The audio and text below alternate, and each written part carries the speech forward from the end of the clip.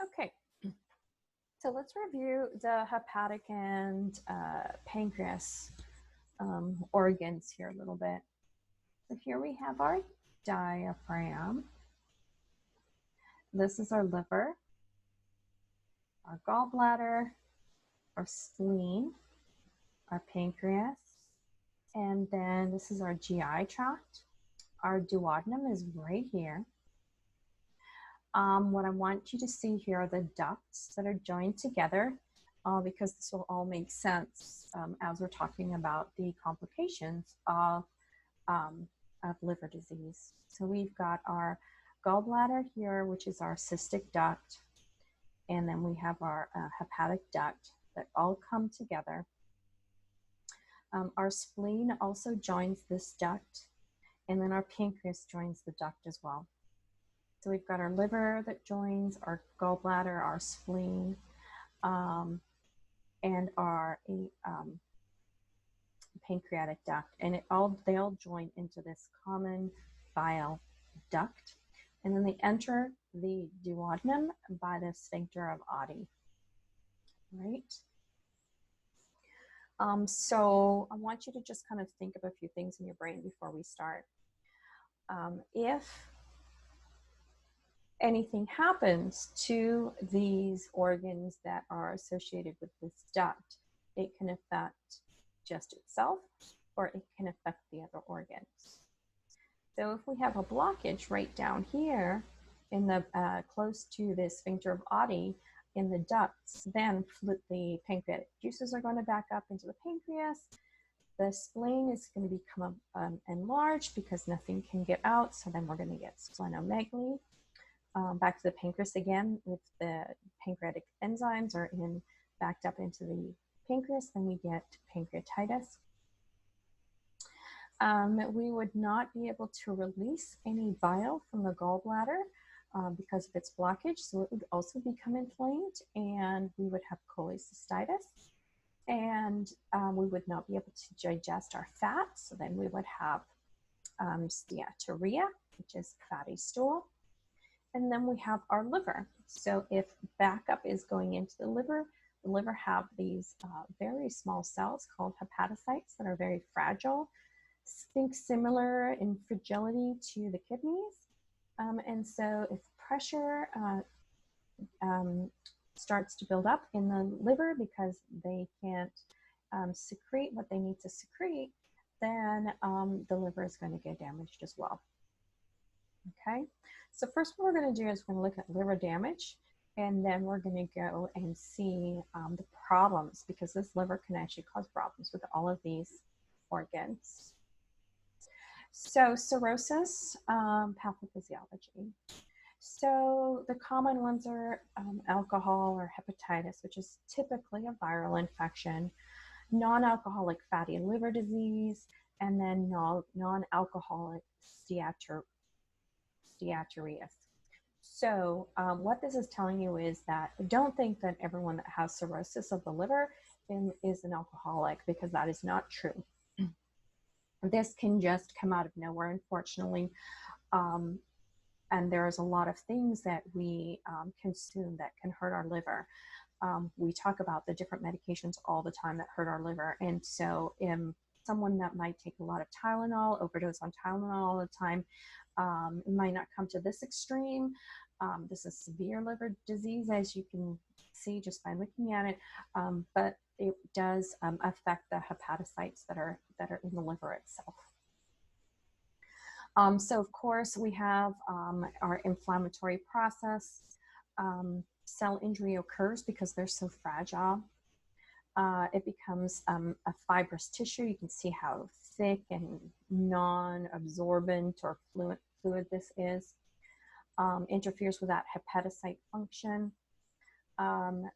If you take a look at this liver, you see how much larger it is and wider, and you can kind of look at it and think, oh, that looks like it's full of fluid and, you know, could be healthy to work. Whereas if you look at this, it's much smaller and congealed.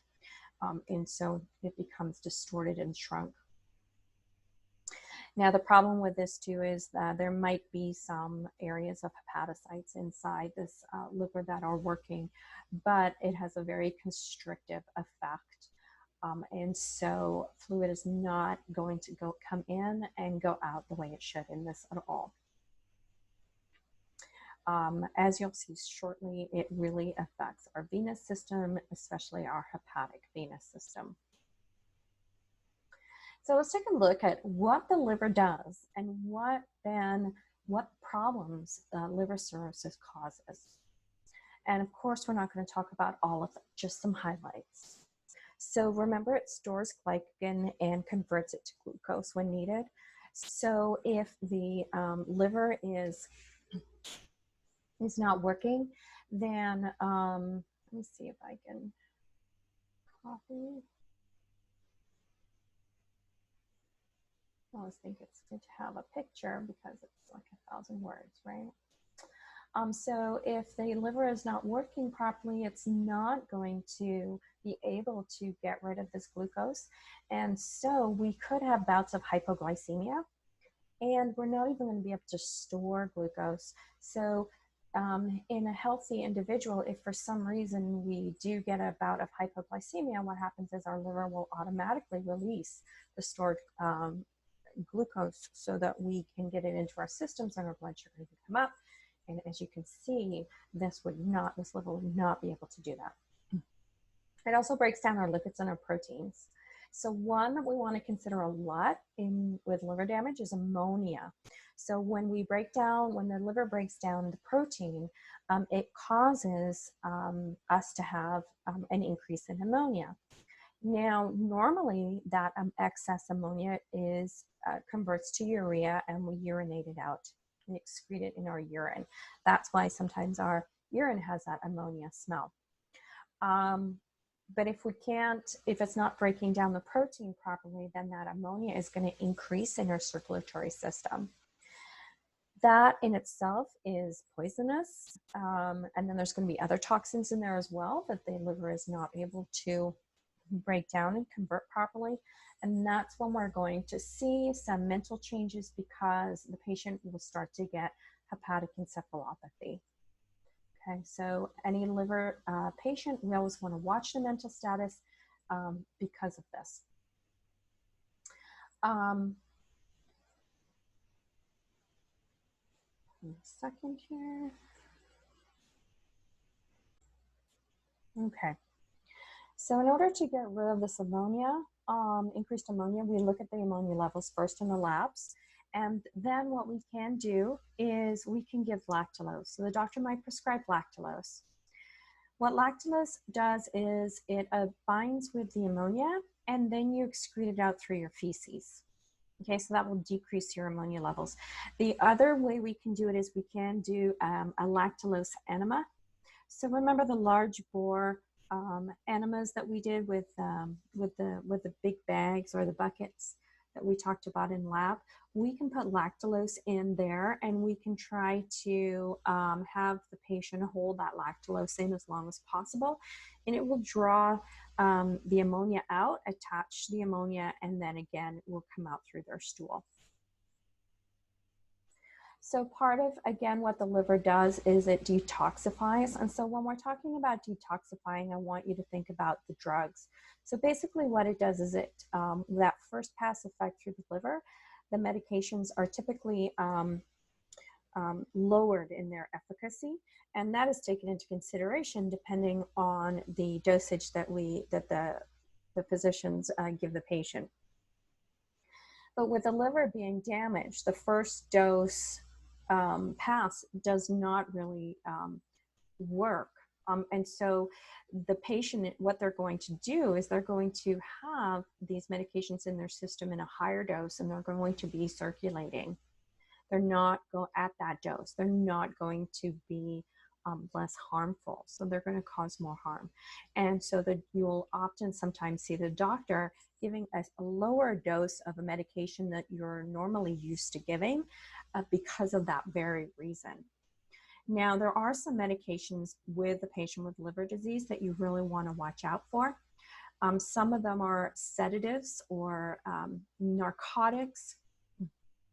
Anything that's a CNS depressant, because it'll start to accumulate in the body and have an additive effect of that medication. Tylenol as well. So as we know, Tylenol is really damaging to the liver. So depending on the stage of liver disease your patient has, Tylenol might not be a very good choice because it can exacerbate the damage to the liver. And we could also then easily get Tylenol toxicity. We could get digoxin toxicity, and some of the psych mental health medications as well have additive effects. So the liver also produces blood plasma proteins, that one of them being albumin. And we've spoken about albumin before. And albumin maintains our oncotic pressure in our vasculature system. And so if there's something wrong with the liver, then we're not going to produce albumin. And that what that does is it causes our fluids to not stay in our vascular space, but to shift out into our interstitial spaces. And that's where you see in liver patients with the ascites, with big belly, and it's all fluid filled. And then also with their lower extremity edema. So they are in fluid volume overload. But guess what? Their blood pressure is probably going to show low because their fluid is not where it's supposed to be. Okay. That fluid as well in the ascites is stagnant. And so they can start to get a buildup of bacteria in their peritoneal cavity, causing peritonitis, going into sepsis. There is paracentesis as well that can take away the fluid, and you will be learning about that in med-surg. Now, what can we do for this? We can actually do a couple of things. Yes, we can give supplemental albumin IV piggyback. However, it is short-lived. It does not stay in the vascular space for very long.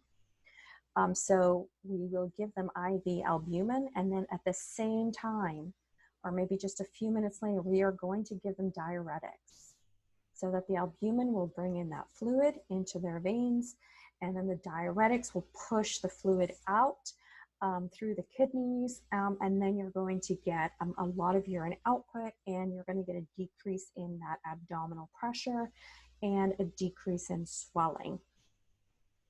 Obviously, that doesn't fix the problem, but what it does do is it gives relief to the patient, to the organs that are increasing that abdominal pressure, and hopefully can help prevent fluid volume overload where it will start circulating to the lungs. Another thing that the liver does is it produces fibrinogen and prothrombin, which, as you know, are part of that coagulation cascade. So if we have mostly a low production of fibrin and prothrombin, then we are at risk for bleeding. So if you take a look at this picture and the white webs, if you think of that as fibrin that's holding all of these RBCs together to form that clot, if that goes away, then they are at a higher risk of bleeding because they're not able to hold that clot together. So you need to monitor not only their liver labs, right, ALT, AST, but also their bleeding labs as well.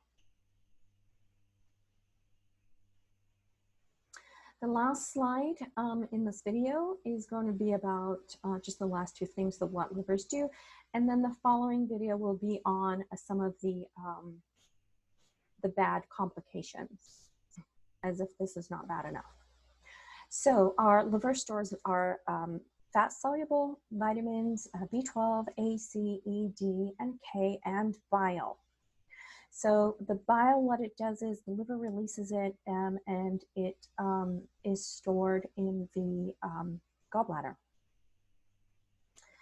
So Some issues with this are twofold. We've got our vitamins, our fat-soluble vitamins. And so if they're not absorbed, then they are going to be excreted out through our feces, and that's going to lead to steatorrhea, which is the fatty stool. We are not going to be able to absorb vitamin D, and so also, just as an added bonus here, we're going to have weak bones. So imagine this liver patient is typically really lanky in the arms and the legs and has the big belly, and so they're much more at risk for fractures. Let me see here, no vitamin K. So remember, vitamin K is the antidote to Coumadin, and vitamin K is in our coagulation process. So no vitamin K means an increase of bleeding, because if we add vitamin K, we get a decrease in bleeding. So this is going to have increase in bleeding, and that coupled with having very low production of fibrin causes now twice as much risk factor for bleeding, much more increased risk factor for bleeding.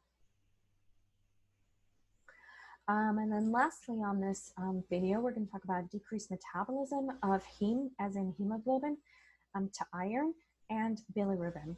So what bilirubin does is it mixes with the bile and it leaves via the stool. But if bilirubin, if we have no bile, right, we have very little bile, then there's nothing for the bilirubin to mix with. And so then we have an increased circulating bilirubin value. Bilirubin, the circulating bilirubin leaks into the blood and the skin, and that's what causes us our jaundice. So remember our jaundice right here. These are the eyes that are, the sclera is yellow, and then the skin is also a yellowy color.